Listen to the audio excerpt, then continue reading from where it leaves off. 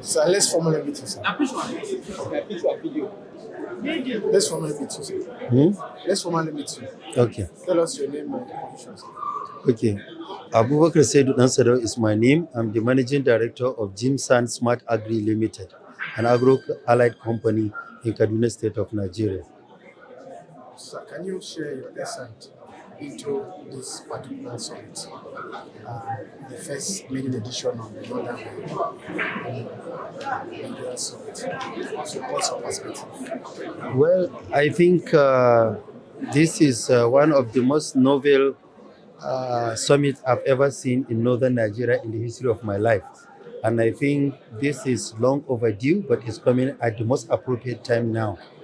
I think it is quite important that for northern Nigeria to come together and look at its potentials and opportunities on how to harness it. We have a lot of resources in the region, but if you look at the development in northern region, at least the development is backward. Northern Nigeria has the highest number of out-of-school children. The last 6 states always in WAEC, NECO, and JAM are mostly coming from northern Nigeria. So in terms of education, in terms of infrastructure, and some of the socio-economic development, the northern Nigeria is backward. So the need for the North to come and look inwards and come up with strategies on how the northern Nigeria can overcome this. I think this is one of the most important summits I've ever seen coming in the North, and I applaud the organizers, the Northern Elders Forum, and I also call on them for this to be a continuous and yearly event so that the North can continue to look at its challenges and see how we can mitigate them. Now, listening to His Excellency, the chairman of this event, the governor of our state, a safer North is bankable. Where do we go from there? Looking at the security and so many other things that hinder the progress of the North. Yeah, quite all right. There is no investment that can come when there is insecurity. So while we are talking about this harnessing these opportunities, then the cardinal point is to look at our major challenge, which is this insecurity.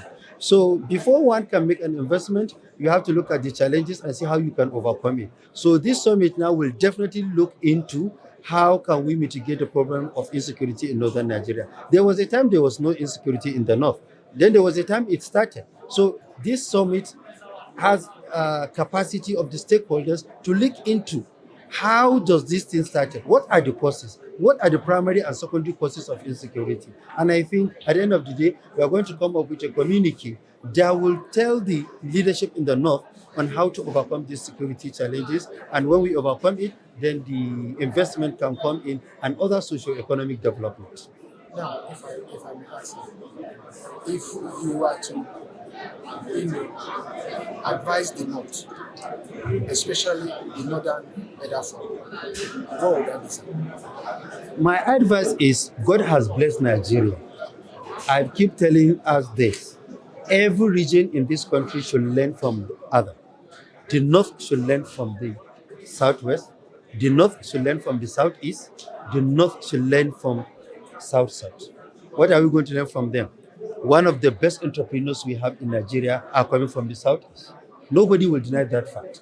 So we need to tell Northerners to learn the spirit of Igbo apprenticeship, how big business people will support younger people to grow. I can tell you that Harvard Business School is reviewing Igbo apprenticeship as a course in the US. So if Harvard can learn from the Igbo apprenticeship, why should North not learn from the Southeast? We should also learn from the West. There is no region that go to school better than the Yoruba people.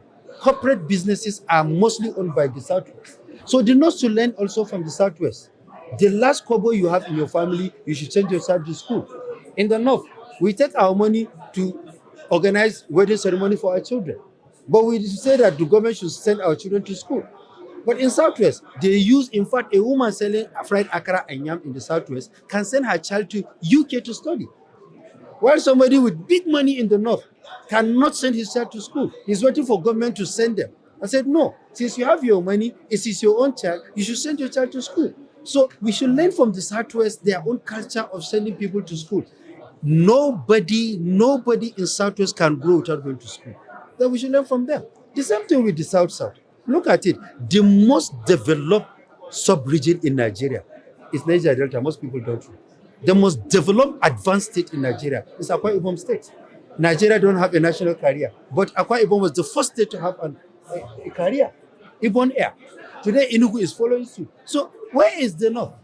So we should learn from the Niger Delta. Nigeria is a blessed country that no country has what we have. You realize that a country will have what we have in the southwest, but doesn't have what we have in the southeast, doesn't have what we have in the southwest.